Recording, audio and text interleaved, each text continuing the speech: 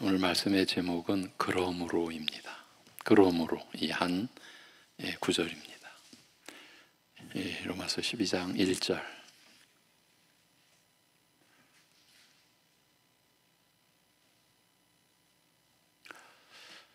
그러므로 형제들아, 내가 하나님의 모든 자비하심으로 너희를 권하노니 너희 몸을 하나님이 기뻐하시는 거룩한 산 제물로 드리라. 이는 너희가 드릴 영적 예배니라. 아멘. 합독하시겠습니다. 다 같이. 그러므로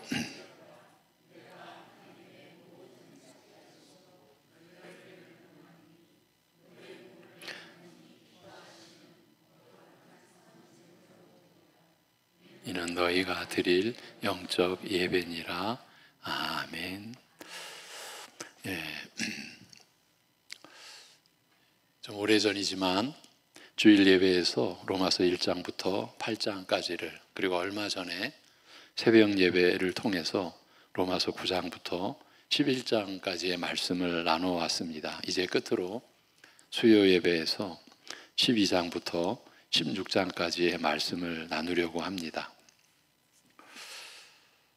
이 12장에서 16장 사이에서도 몇 구절 이렇게 말씀을 나눈 적은 있는데 12장 처음부터 16장까지 수요 예배를 통해 말씀을 보겠습니다. 우리는 이제 이 로마서의 마지막 큰 문단에 이제 들어섰습니다. 12장부터 16장까지는 그리스도인이 어떻게 살아야 하는지, 그 복된 원칙에 대해 말씀하고 있는 부분입니다. 이후의 말씀들을 보면 얼핏만 봐도 실천적이고 적용적인 말씀으로 가득 차 있는 걸 볼 수 있습니다. 그리스도인이 이웃에 대해서는 어떻게 해야 하나? 국가에 대해서는 어떻게 해야 하며, 불신자들이나 교인들에 대해서는 어떻게 해야 하는가 하는 행동의 원칙에 대해서 말씀하고 있습니다. 그런 그 내용의 서론이 이 12장 1, 2절 말씀이고 3절부터 끝까지는, 16장 끝까지는 여기서 말한 것을 하나하나 구체적으로 그 자세한 원칙을, 그러니까 기준을 알려주는 것이라 할 수 있습니다. 즉 12장은 11장까지에서의 교리에 대한 가르침을 마치고 이제 삶의 적용으로 들어서고 있는 것입니다. 그것을 말하려 하면서 그러므로라는 말로 시작합니다. 그러므로 형제들아, 내가 하나님의 모든 자비하심으로 너희를 권하노니 너희 몸을 하나님이 기뻐하시는 거룩한 산 제물로, 예전 이제 번역으로는 산 제사로 드리라. 이는 너희가 드릴 영적 예배니라. 다른 말씀도 그렇지만 특히 이 부분은 하나하나가 한 구절 한 구절이 그냥 지나쳐 버릴 수 없는 말들로 치밀하게 이루어져 있습니다. 하나님께서 은혜를 주신다면 우리는 시간이 얼마나 더 걸리더라도 이 모든 것을 살펴보는 것을 통하여 신자로서 살게 된 새로운 삶의 지침과 그 능력을 얻을 수 있을 것입니다. 이 1절 가지고 여러 시간을 여러분과 말씀을 나눌 것입니다. 오늘 우리가 마음에 새겨야 할 말씀은 그러므로라는 말입니다. 그러므로라는 말은 신약 성경 어디에서나 중요한 의미를 담고 있지만 로마서 12장에서 나온 이 그러므로라는 말은 우리가 쉽게 넘어갈 수 없는 중대한 의미를 담고 있습니다. 이 말은 우리가 몇 가지로 나누어서 생각해야만 하는 어떤 의미들을 내포하고 있습니다.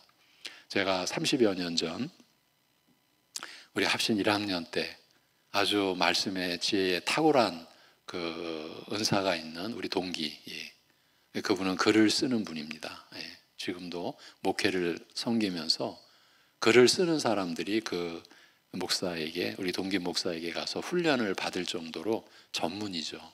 그 1학년인 때인데, 1학년 2학년이 때인데 이 신약 성경에 그러므로라는 이 표현을 가지고 말씀을 어떻게 보아야 하는지를 나누는, 같은 이제 신학생인데도 그런 선생의 역할을, 이 그러므로라는 이 표현 가지고 우리가 성경을, 신약 성경을 어떻게 보아야 하는지 나눈 그런 기억도 있습니다. 그런데 이 로마서 12장의 이 그러므로는 좀 특별하다. 그래서 우리가 쉽게 넘어갈 수 없는 중대한 의미를 담고 있다. 그래서 몇 가지로 나눠서 생각해야만 하는 어떤 의미들을 내포하고 있는 겁니다. 첫째로, 이 그러므로라는 말은 우리가 어떤 행동을 해야 할 필연성을 갖고 있음을 알아야 한다는 것입니다. 그리스도인답게 살아야 한다는 필연성을 자각해야 한다라는 것입니다. 로마서 전체의 흐름에서 볼 때 이 말에는 우선 그런 의미가 있습니다. 좀 전에도 말씀드렸지만 11장까지는 그리스도인이 되는 것에 관하여 처음부터 끝까지 자세한 숱한 증거들을 동원해서 알려주는 말씀입니다. 어떻게 그리스도인이 되는가? 즉 성도의 출발부터 나중 그 영광까지 그 신분과 복에 대해 자세히 알려준 것입니다. 그런 다음 그러므로 라는 말에 이어 삶에 대하여, 살아야 할 모습에 대하여 말씀하는 것은 우리가 신앙인이라면 그 교리에 맞는 행동을 보여야 할 필연성이 있음을 알려주는 것입니다. 여러분, 신앙생활은 삶입니다. 이 말이 너무나 당연한데 왜 이것을 우리가 강조해야 됩니까? 우리는 삶이 아니라 무슨 행사, 프로그램, 이상하게 그런 인식이 우리를 이렇게 주관해온 우리의 지난 날이 있기 때문에 그래요. 항상 사람은 의미를 따라 살게 되어 있습니다. 나는 누구냐 하는 질문에 따라, 그 질문에 대한 답의 의미에 따라 사는 것입니다. 사람은 개나 돼지우리에서 살아서는 안 된다는 것은 누구나 기본적인 상식으로 갖고 있습니다. 왜냐고 물으면 그건 바보일 것입니다. 돼지가 아니고 사람이기 때문이라고 할 것입니다. 사람은 돼지우리에 살아서는 안 되며 돼지가 먹는 그 사료를 먹어서도 안 됩니다. 사람은 돼지가 아니고 사람이기 때문입니다. 즉 내가 누구냐에 따라 사는 방식이 달라지게 되어 있습니다. 그건 사람들 사이에서도 마찬가지 아닙니까? 회사원으로 사는 분은 회사에서 일하는 것이 주 업무인지를 말합니다. 그런 사람이 운동선수들처럼 운동장에서만 시간을 보낼 수 없습니다. 회사에서 처리해야 할 일은 산더미처럼 쌓였는데 그건 돌보지도 않고 좋아하는 축구나 무슨 골프로 모든 시간을 다 쏟고 있다면 그건 잘못하는 것입니다. 자기의 신분을 망각한 것입니다. 자기가 누구인지를 잊은 것입니다. 그런 사람은 누구도 지지해 주지 않을 것입니다. 자기가 할 일을 망각하고 다른 일에 신경 쓰느라 회사에 손해를 입혔다면 그는 자기의 존재의 의미를 다 실현하지 못한 것입니다. 상실한 것이죠. 이처럼 사람은 내가 누구냐 하는 질문에 따라 사는 것이며 반드시 해야만 하는 어떤 필연적인 모습이 있기 마련입니다. 사도 바울은 지금 그리스도인들이 우리 믿는 자들이 바로 그 필연성을 깨달아야 한다라고 지금 말하고 있는 것이에요. 지금까지 사도 바울이 무엇을 얘기해 왔었습니까? 사도 바울은 지금까지 복음에 대하여, 구원의 이 진리에 대하여 알려주려고 한다면서 모든 인간들의 생사에 관한 중대한 진리들을 가르쳐 왔습니다. 한 사람도 예외 없이 모든 인류가 죄로 인하여 처한 절망적인 상황과 그 가운데서 오직 하나님의 은혜로 믿음을 통해서만 구원 얻게 되는 것과 오직 믿음을 통해서만입니다. 그래서 그 로마서 3장의 대목에서 믿음의 반대말이 뭐죠라고 말하면 불신이라고 답이 나오면 안 됩니다. 로마서 3장을 배경으로 믿음의 반대말 하면 행위 이렇게 나와야 됩니다. 왜냐하면 바리새인들은 무엇으로 구원받았다고 자부하고 있었습니까? 자신들의 믿음이 아니고 자신들의 행위로 오직 하나님의 은혜로 믿음을 통해서만 구원 얻게 되는 것과 한번 택하여서 믿음을 갖게 된 자들에게는 무슨 일이 있어도 번복되지 않는 하나님의 선택의 영구성, 그런 자들을 깊으신 섭리로 각자 다른 모양으로 삶을 인도하시되 그들 위에 임하여 있는 끊어지지 않는 하나님의 사랑에 대해 무수한 증거들을 동원해 다 설명했습니다. 그처럼 예수 그리스도를 믿음으로 말미암아 죄의 형벌에서 벗어나 영광의 구원에 이르고 영원토록 하나님의 사랑을 받게 된 몸이라는 바로 그리스도인이라는 이 교리를 언급한 다음, 진술한 다음 그것을 바탕으로 삶에 대한 구체적인 원리들을 말씀하는 것은 그 교리를, 그 진리를 아는 자로서 이게 마땅히 그에 합당하게 살아야 할 필연성이 있다는 것입니다. 이것은 무슨 일을 하든, 이 세상에서 무슨 일을 하며 살든, 어느 나라에 속했으며 어떤 사람이든지 간에 그리스도인이라면 모두가 다 함께 갖추어야 하는 모습이라는 말입니다. 우리 그리스도인은 행동하는데 이유가 있는 사람입니다. 어떻게 살아야 한다는 기준이 있을 뿐만 아니라 그래야 하는 이유를 우리는 갖고 있습니다. 이유가 있는 거예요. 그러므로라는 말은 그래야만 하는 필연성이 있다는 것입니다. 그래야만 하는 모든 증거들을 앞에서 이미 다 제시했다라는 것입니다. 그것이 로마서 11장까지입니다. 사도는 우리 모두가 바로 그 필연성을 알고 마음을 단단히 하고 새 사람처럼 살아가게 하기 위해 이 말을 사용하고 있는 것입니다. 두 번째로, 이 그러라는 말에서 찾을 수 있는 의미는 그리스도인은 교리적인 면과 행동하는 것이 일치되고 조화로운 것이어야 한다라는 것입니다. 근데 지금 이런 내용이 우리 지금 현실 교회에서는 별로 설득력이 없어요. 없게 됐어요. 그런 바탕에서 우리가 지금 있어요. 어떤 점에서 그렇습니까? 뭐 대놓고 교리가 교회에 오히려 저해가 된다. 너무 어처구니 없는 말들을 합니다. 목사 후보생들, 지금 신학교 다니는 그 학생들, 이제 교회에서는 전도사들이죠.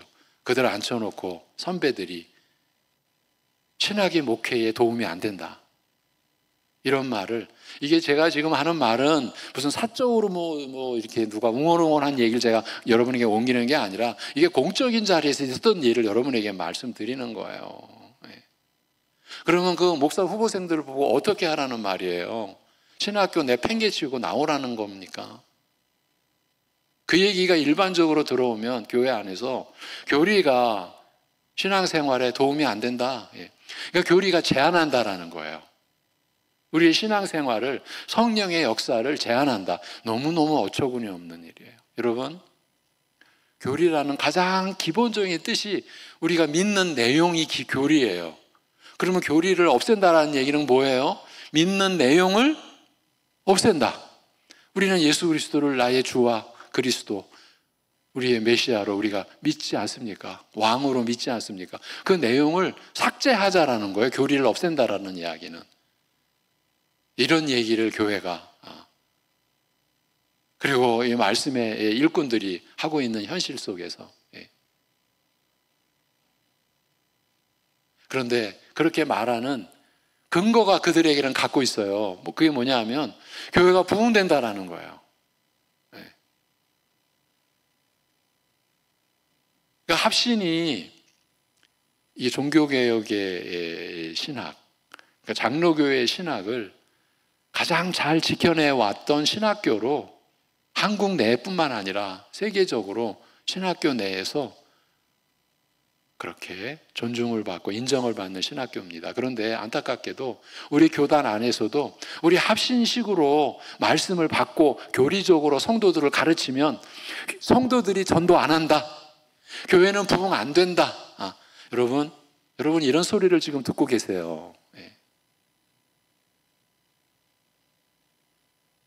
부흥 안 되니까 저들 말이 맞네. 저들은 부흥되니까 저들 말이 정말 말씀이고 능력 있고 진리네. 그런데 그런 주장이 하나님의 말씀을 훼손하기 때문에 그래요. 최근에 한 예로 그렇게 주장하는 분들이 이게 녹음되는데 괜찮습니다.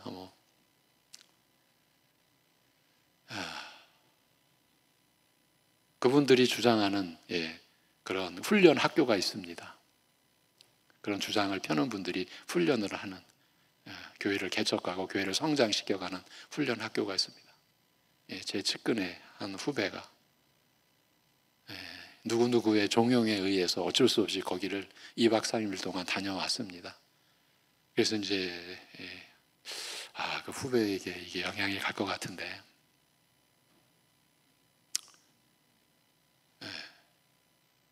한마디, 목사님 2박 3일 동안 합숙훈련 하는 거예요. 2박 3일 동안 경영학 수련 받고 왔습니다.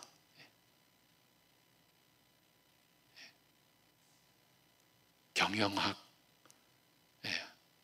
공부하고 왔습니다.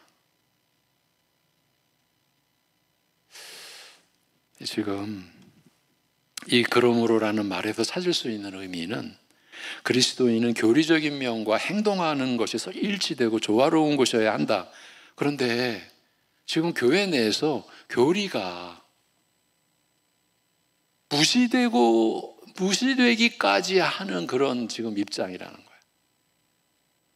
그런데 무슨 교리와 삶이 일치된다라는 이야기가 좀 성립이 안 되잖아요. 여러분이 지금 살고 있는 이 시대에 교회의 상황이 그렇다라는 것을 일단 먼저 알려드리고, 그러나 우리는 그 길을 쫓아갈 수가 없습니다. 왜? 말씀만으로는 안 된다라고 하는 주장이니까요. 그래서 말씀 외에 다른 것이 필요하다라고 하는 그런 주장이니까요. 따라갈 수가 없는 거예요. 그래서 우리는 말씀으로, 그래도 감사하게 우리 교단 신학교가 하나님께서 섭리 속에 역사하신 종교개혁 이후로 세워진 장로교회가 받은 그 진리의 체계, 그 교리를 보수하고 지켜내는데 쓰임받고, 우리 교회 또한 그러한 가르침을 따라가고 있으니까 우리는 말씀대로 가야만 하는 거죠.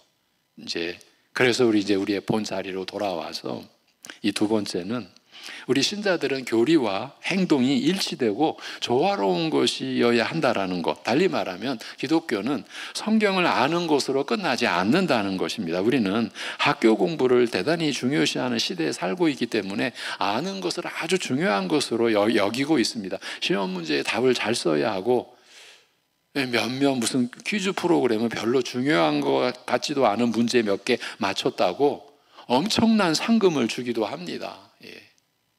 물론 안다는 것은 이루 말할 수 없이 중요한 문제이기도 합니다. 모르는 것, 무지한 것이 뭔가를 이루어낼 수는 없기 때문입니다. 많이 배워야 할 것이고 알아야 할 것입니다.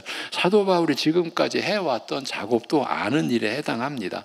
인간의 근본이 얼마나 절망적인 죄인이었는가, 어느 누구도 예외가 없이 예수 그리스도께서 하신 일은 얼마나 은혜롭고 놀라운 일이었는가, 믿음으로 말미암아 구원 얻는다는 것이 무엇이며, 하나님은 얼마나 높고 깊으신 지혜와 능력으로 온 세계를 다스리시고 운영하고 계시는가 하는 것들에 대해 알려주었습니다. 다 우리와 관련된 지식들입니다. 배우고 들어서 알아야 하는 문제들입니다. 그러나 사도 바울이 여기서 그러므로라고 진술하면서 행실에 대해 말하는 것은 결국 기독교는 단순히 하나의 가르침으로 끝나는 것이 아니라는 말입니다.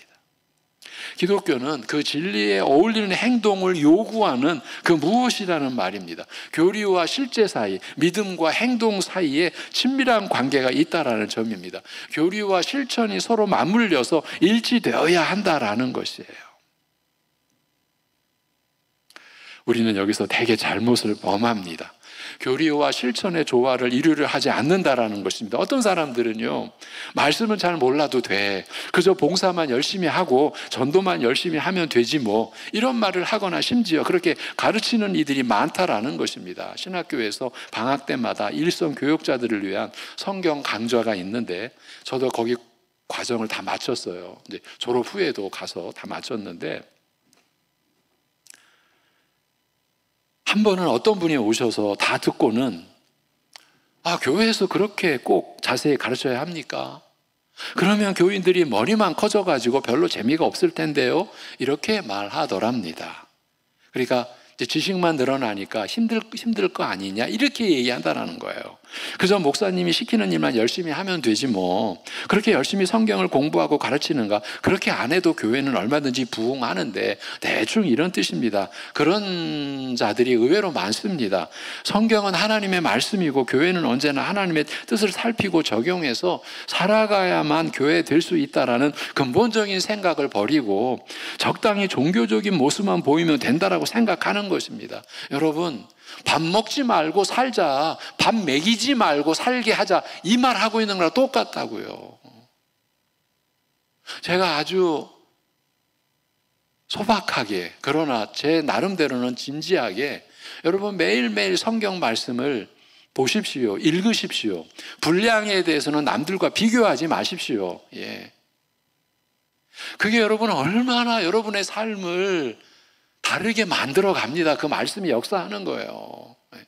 교회에서 선포되는 그 신학과 교리가 여러분에게 풀어지는 말씀으로 예배를 통해 은혜와 훈련을 받으시면서 그 내용을 가지고 여러분의 삶 속에서 여러분의 처지에 맞게 성경을 읽고 보고 하는 그 시간이 여러분에게 얼마나 소중한 시간인지요. 이 말씀의 일꾼도요, 설교를 위하여 성경을 보는 때하고요, 저 나름대로 저도 아주 소박하게 매일매일 어떻게든 말씀을 보는 그 시간이 상상도 못하게 은혜가 돼요. 왜? 양식이니까. 근데 성경을 뭐 그렇게 많이 알게 할 필요가 있냐? 그 얘기는 뭐예요? 성경을 많이 보게 할 필요가 있냐? 이거는 너무 무책임하고요. 이거는 그 책임을 어떻게 지려고 그럴까? 하나님 앞에 나중에 섰을 때. 예?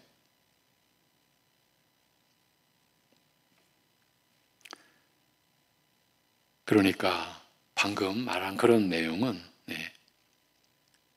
적당히 성경 말씀 그냥 대충만 알고 적당히 종교적인 열심, 종교적인 모습만 보이면 된다, 그렇게 생각하는 거잖아요. 그러나 그런 것은 로마서에서 11장까지는 거들떠 보지도 않겠다라는 것과 마찬가지인 거예요.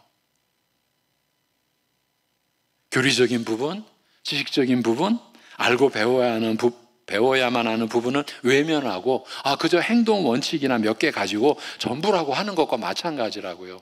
아니, 왜 그렇게 행동을 해야 되는지, 왜 그런 삶을 살아야 하는지, 왜 그렇게 고심하고 기도해야 하는지 지금 이유를 깔아주지 않아 놓고서 지금 토대가 없이, 기초 없이 집을 짓는 것과 마찬가지죠. 집이 지어지겠어요? 예. 그렇지 않다라는 것이에요. 그러므로라는 말이 함축하고 있는 의미는 교리와 행동이 조화와 일치를 이루어야 한다라는 것입니다. 물론 그 반대의 잘못을 범하는 경우도 많습니다. 아는 것이 전부다. 성경을 줄줄 외우고 어디에 무슨 말씀이 있는지 공부해서 다 알면 그것을 전부 다 된 것처럼 생각하는 것이에요. 네. 간혹 어르신들이 저한테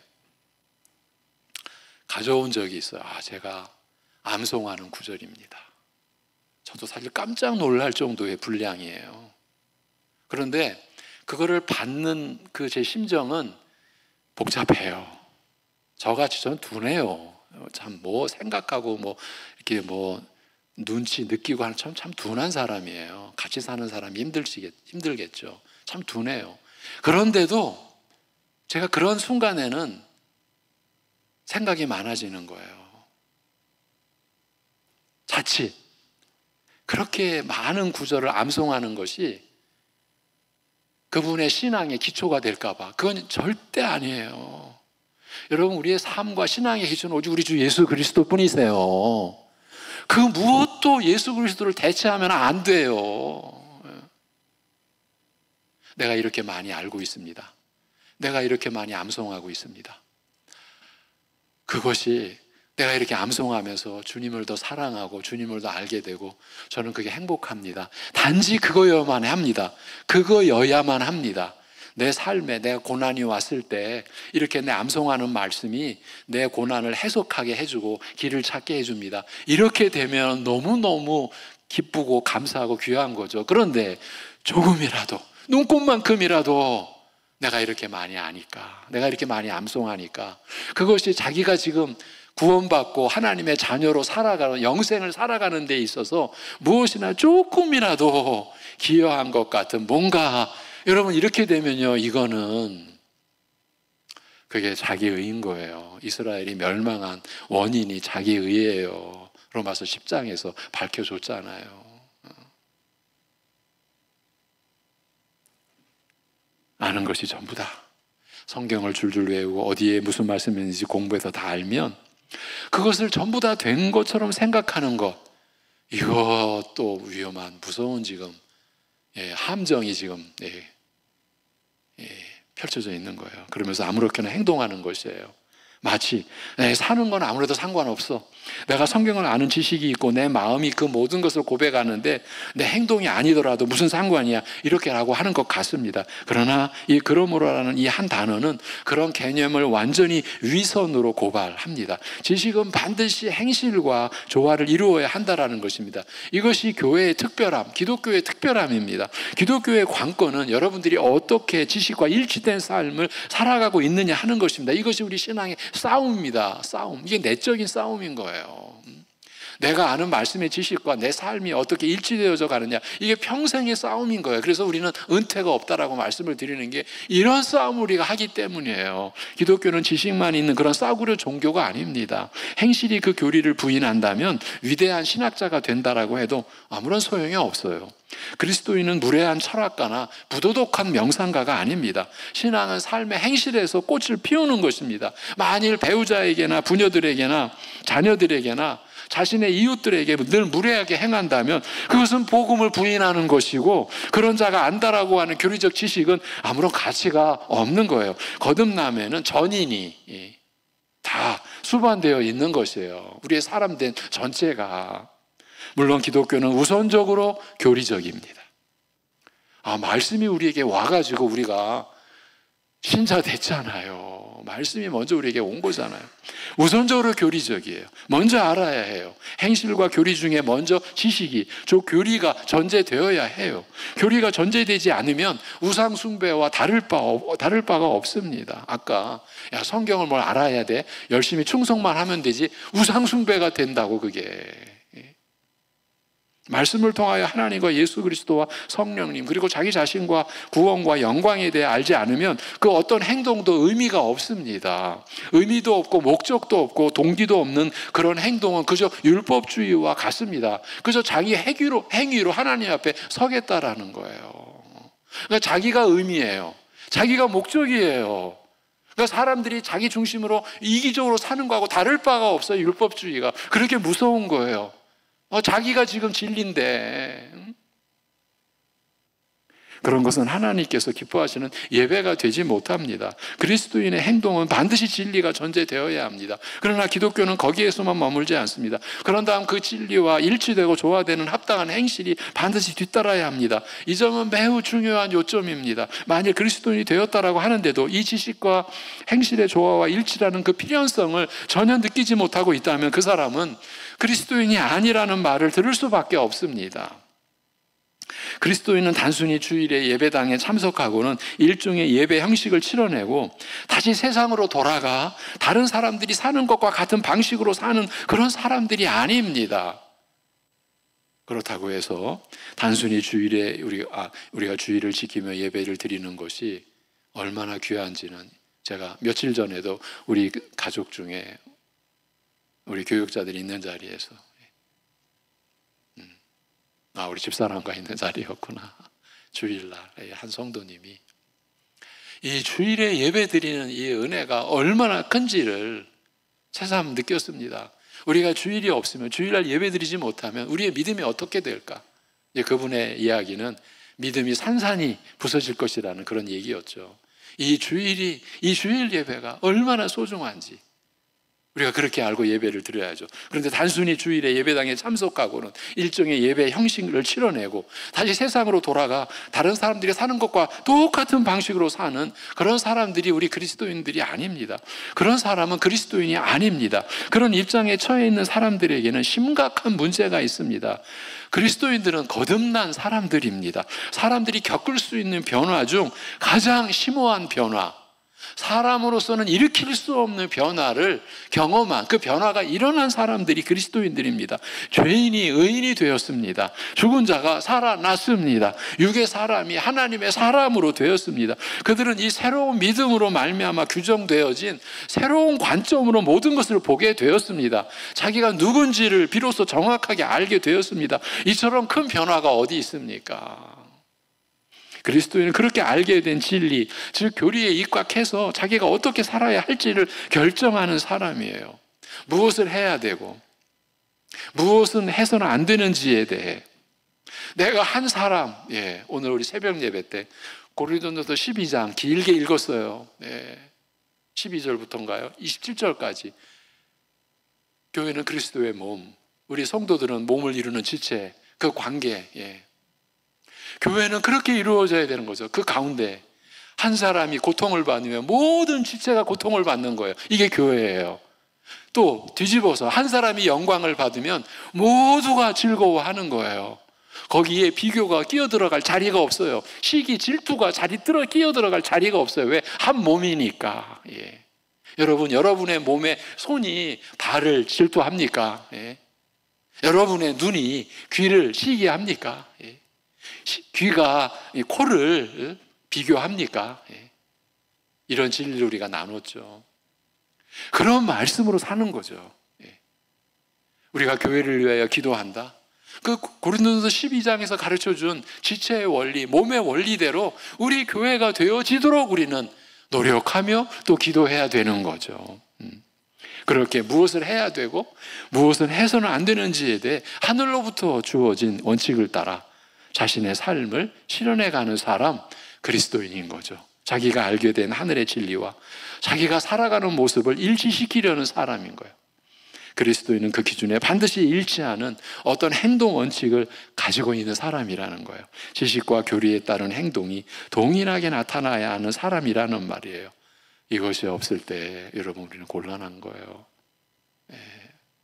이 그러므로라는 이 한 구절, 이 한 소절 안에 이런 의미가 있어요. 마지막 세 번째, 그러므로에 담긴 의미는 이게 좀 특별합니다. 그것은 그리스도인이면 누구나 다 이 일을, 지금 우리가 지금까지 우리가 나눈 이 내용을, 그 삶을, 그런 노력을, 그렇게 하는 이 일을 즐거워하게 되어 있다라는 것이에요. 사도 바울은 모든 그리스도인이 이 행실에 관한 가르침을 즐거이 수행하리라는 기대감에서 지금 이 모든 말씀들을 기록하고 있습니다. 그리스도인이면 하나님이 자기를 위해 무엇을 하셨는지를 알기 때문인 거예요. 지금부터 요구하는 행실에 관한 것들이 무슨 의미인지를 알기 때문인 거예요. 이 행실은 거듭난 사람들만이 가질 수 있는 특별한 행실들이요, 하나님 나라에 거할 자들만이 할 수 있는 행동들이며, 무엇보다 예수님이 행하셨던 것을 본받는 것, 따라가는 것, 이게 제자들이죠. 예수님이 행하셨던 것을 본받는 것이고 참된 의와 신령하고도 거룩한 속성을 지닌 행동이며 더욱이 하나님이 기뻐하시는 것 일임을 알기 때문입니다. 그래서 거듭난 사람들은 이렇게 사는 것을 속으로 즐거워하게 되어 있습니다. 즐겁지 않다면 자기가 누군지 모르는 갓난아이이거나 아니면 그리스도인이 아닙니다. 물론 주의해야 하는 것은 그것을 완전하게 다 수행하기 때문에 즐거워하는 것은 아니라는 점입니다. 누구도 그래서 즐거울 수는 없습니다. 오히려 마음 한편이 그러지 못한 죄책감과 애통함으로 쓰라리게 되어 있습니다. 이런 것이 이루어지지 않으므로 왜 그렇게 못 사는가 하는 문제로 늘 애통해하며 울부짖는 것입니다. 그러나 그럼에도 불구하고 그리스도인은 자기 안에 새로운 마음이 생겼기 때문에 이게 주어진 거잖아요. 우리 식으로 말하면 믿어진 거잖아요. 그리스도의 부활이 믿어졌잖아요. 그래서 우리는 죽음을 이기는 삶이 있다는 것을 이제 붙들고 이 우리의 존재, 우리의 삶의 원칙이 되는 걸 우리는 받은 거잖아요. 이렇게 새로운 마음이 생겼기 때문에 그런 삶의 방식을 즐거워하게 되어 있습니다. 이 아이들이 예를 들어 뭐 자전거 같은 걸 사주면 어린이 자전거 잘 타지 못해도 우선 그것을 소유하게 되었다는 것으로 얼마나 좋아합니까? 그렇게 좋아하는 것과 마찬가지라는 거죠. 새 사람이 아니었으면 이전에는 꿈도 꾸지 않던 새 방식, 도무지 고민조차 하지 않을 새로운 방식, 거룩한 방식, 하나님이 기뻐하시는 방식으로 살라고 하기 때문입니다. 지금 제가 방식 얘기한 거 우리 수요예배 가족들 그렇게 사시려고 노력하는 그 내용들이에요. 전혀 새로운 것 아니에요. 더 오늘 기도하시는 집사님도 각 기관들이 더 잘 섬기고 잘 세워져 가고 하는 게 다 수고하고 노력하고 섬기고 애쓰고, 여러분, 교회를 믿음의 역사와 사랑의 수고와 그리스도에 대한 소망의 인내로 특징을 짓잖아요. 근데 그 사랑의 수고라고 할 때 그 수고가요, 매질이에요, 매질. 여러분, 사랑으로 섬기는 거는 매질을 지금 당하는 것과 같은 고통 속에 섬기는 거라고요. 그런데 그게 즐겁다라는 거예요. 이게 역전이에요, 역전. 사랑의 매질, 사랑으로 섬기는데 매질을 당해. 여러분, 사랑으로 섬기면 그 사랑으로 섬김을 받는 대상이 항상 그 사랑의 무슨 그 반응을 보인다고 여러분 다 경험해 오셨잖아요. 베풀고 섬겼는데 뺨 맞는 경우도 있고 뒤통수 맞는 경우도 있고 다 겪어 오셨잖아요. 그게 우리의 모습이라고요. 그런데 그런 우리를 하나님은 포기하지 않으시는 거죠. 그게 교회라고요. 그래서 교회는 사람들이 말하는 각양각색의 사람들이 다 모여 그래서 하나님을 예배하는, 이건 세상에서는 있을 수가 없는 조직이라고요. 세상에서는 흉내를 낼 수 없는 공동체가 이게 교회예요. 그런 이들을 위한 그 사랑의 수고는 매질을 당하는 아픔이라는 거죠. 그런데 그거를 즐겁게 하는 거예요. 그게 이전에는 생각도 못했던 새로운 삶의 방식이잖아요. 거룩한 방식이잖아요. 하나님이 기뻐하시는 방식이잖아요. 그렇게 살라고 하기 때문에 우리가 온전치는 못하죠. 너무 부족하죠. 그런데 그렇게 살려고 하는 게 기쁨이 되고 즐거움이 되지 않습니까? 그래서 새 사람 된 그리스도인은 이 새로운 행동 양식을 즐거워하게 되어 있습니다. 믿는 자 모두에게 주어진 새로운 본성이 그렇게 사는 것을 즐거워하는 것이에요. 이 일엔 의무와 책임감만 있는 것이 아니에요. 억지로 두들겨 패서 하라는 게 아닙니다. 사도 바울이 하나님의 모든 자비하심으로 너희를 권한다는 말이 그 뜻이에요. 이 내용은 이제 다음 시간에 좀 우리가 살펴갈 거예요. 산, 재물, 또 영적 예배라는 것은 이 한꺼번에 다 다룰 수가 없어서 제가 나누어서 여러분과 나눌 거거든요. 여기 지금 하나님의 모든 자비하심으로 너희를 권한다라는 말이 그 뜻이에요. 우리말 성경은 산 제물로, 산 제사로 드리라 라고 함으로써 이것이 명령인 것처럼 보이는데 실은 산 제물로 드릴 것을 하나님의 모든 자비하심으로 권한다는 뜻이에요. 이 일에 있어서 하나님은 우리에게 그 권위와 능력으로 명령을 내리셔도 괜찮습니다. 하나님은 창조주이시고요. 우리는 그의 만드신 바 된 피조물이기 때문입니다. 더 나아가 우리는 한 번씩 다 실패한 죄인들이기 때문입니다. 전적으로 타락했었던 저와 여러분들입니다. 하나님이 우리에게 어떤 것을 요구하시고 명령하신다 할지라도 우리가 반항하거나 불만을 가지거나 또는 외면할 수 없는 분명한 권위의 차이가 있습니다. 그럼에도 불구하고 성경은 그런 식으로 우리에게 이 신앙을 요구하지 않고 명령하지 않고 하나님의 모든 자비하심으로라고 이 권위의 이유와 근거를 달고 있습니다. 그것은 우리의 새로운 본성이 이 일을 즐거워할 것이라는 점이 내포되어 있는 것입니다. 여러분, 우리식으로 말하면 지금 하나님이 우리를 향한 무한한 배려를 하고 계시는 거예요. 그러니까 우리를 존중해 주고 계신다라는 그런 개념이에요. 이게 여러분 말씀의 비밀이에요. 신비예요. 억지로 하지 않고 심판이 두려워서가 아니라 새로운 본성 때문에 기꺼이 이 일을 위해 애쓸 것이며 즐거움으로 이 새로운 삶의 방식을 살려고 하리라는 그 기대가 있는 것이에요. 그 기대를 품으시고서 자비하심으로 하나님의 모든 자비하심으로 지금 권하고 있다라는 거예요. 그런 의미들을 가지고 사도는 여기서 그러므로라는 말로써 교리에 이어 행실에 대한 말씀을 이제 전파하고 있는 것입니다. 이것으로써 여러분의 신앙생활이 더욱 균형을 잡아가시는 은혜가 충만하기를 기원드립니다. 이 세상에서 그리스도인은 이 세상에 있는 믿음이 아니에요. 이건 완전한 새로운 믿음, 새로운 신념, 새로운 이해력을, 우리는 그러한 지혜, 새로운 이해력을 가진 사람이에요. 진리의 영이신 성령께서 우리 안에서 그런 은혜를, 깨달음을 주시기 때문이죠. 만일 여러분이 참되게 회개하셨다면 여러분은 새로운 인간성을 소유하게 된 그런 사람인 거예요. 새로운 인간성을 소유하게 된 거예요. 그런 사람들에게는 반드시 해야만 하는 행실의 원칙이 있고 그것이 교리와 조화되고 일치되는 것이어야 하며 또한 근본적인 차원의 즐거움으로 감당하게끔 되어 있습니다. 그것으로서 한 개인의 삶이 세상 사람들의 그것과 달라지게 되어 있으며 심지어 자기 자신의 옛 행실과도 이제 차이가, 변화가 일어나게 되어 있는 거죠.